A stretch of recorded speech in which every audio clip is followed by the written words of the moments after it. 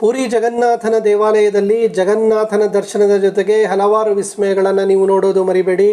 ಮೊದಲನೆಯದಾಗಿ ಸುದರ್ಶನ ಚಕ್ರ. ದೇವಾಲಯದ ಮೇಲಿರುವ ಸುದರ್ಶನ ಚಕ್ರವನ್ನು ನೀವು ನೋಡಲೇಬೇಕು. ಯಾವ ದಿಕ್ಕಿನಿಂದಲೂ ನೋಡಿದರೂ ಅದು ನಿಮ್ಮೆಡೆಗೆ ತಿರುಗಿರುವಂತೆ ಕಾಣುತ್ತದೆ.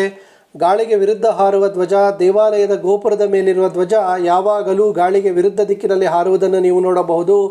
ಧ್ವಜ ಬದಲಾವಣೆ. ಪ್ರತಿದಿನ ದೇವಾಲಯದ ಗೋಪುರದ ಮೇಲೆ ಅರ್ಚಕರು ಏರಿ ಧ್ವಜವನ್ನು ಬದಲಾಯಿಸುತ್ತಾರೆ. ಒಂದು ದಿನ ಬದಲಾಯಿಸದಿದ್ದರೆ ದೇವಾಲಯವೇ ಮುಚ್ಚಬೇಕೆಂಬುದು ಇಲ್ಲಿಯ ಭಕ್ತರ ನಂಬಿಕೆ.